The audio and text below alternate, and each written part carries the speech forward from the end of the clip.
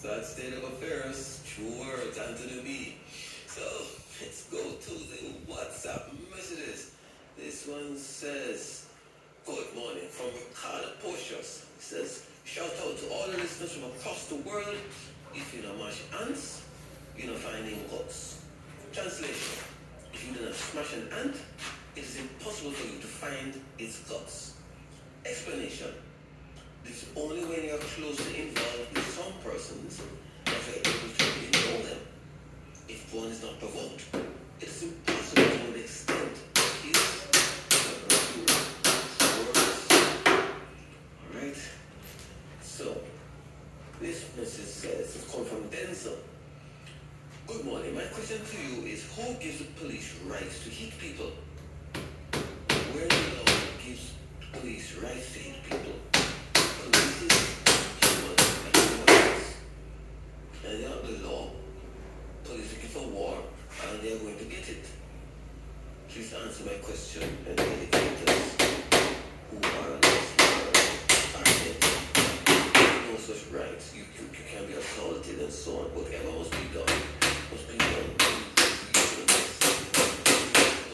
Under the circumstances, to restrain someone, let's say someone is restricting arrest. I put them under arrest. That's one thing.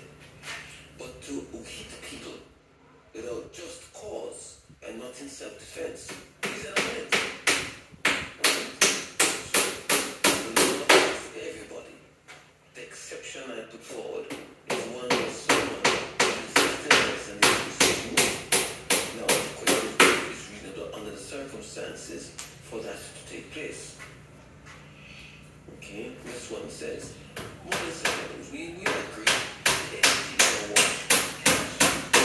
As far as I'm concerned, they are outsourcing their responsibilities to the bank, putting more pressure on the contributors. By the banks. The NC has scaled back its building program compared to back in the day. It's not fair to contributors. Let us for one moment agree that is quote unquote awash with cash. My understanding is that they're extending this mortgage facility to those higher income earners who have access to capital, which would also have the ability for the NHT to utilize the capital that they do have for low-income earners and so on, and for the programs they want to roll out. I know they have partnered with others in terms of the actual construction and with developers. And it's a price point that they will agree on. So it's about expanding the pool. So I'm not sure that seeking to get more capital in this way is something that we should frown at. In fact, it would allow the freeing up of more of the resources to help low-income earners, I think, within a certain band. But we need to get some more information on that, all right? This one says, good day with someone. It's actually related to the caller who had dog feces thrown on her door. The man who lives on the other side of the perimeter wall has a good time burning whatever he can find right against the wall, sending smoke into my yard.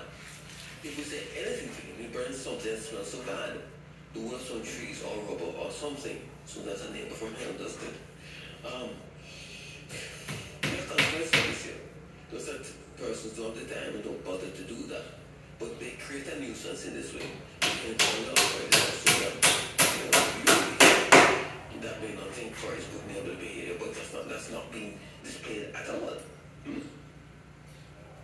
This one says, I'm a teacher. I have no new salary deduction for over 2 years. However, from this new classification from the last 3 months, my salary is inconsistent. And they say the net salary in June, $227,196. The net salary in July, $224,897. And the net $218,671. Something's wrong with these new calculations. Help. Anyway, and you say you have no new salary deductions.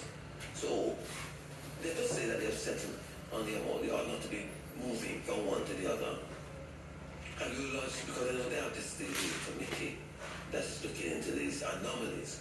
So, make sure that you find out exactly how you can report this. Report this to your previous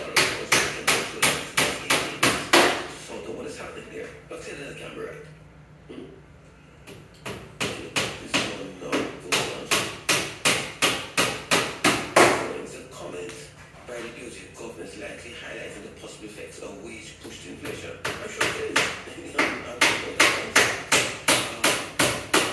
thing is that there is a pushback because some people are imputing motive or that's not what this we speak now.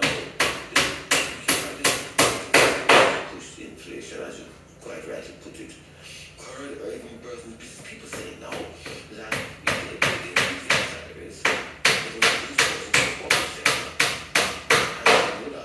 the whole intent to get more persons or qualified persons into the public sector. So what is the antidote to that? The antidote to that, quite frankly, is more production. If your productivity levels don't improve, then we have too much money chasing goods. And that's exactly what we're talking about. Next, what's happening says. But from Austin says what's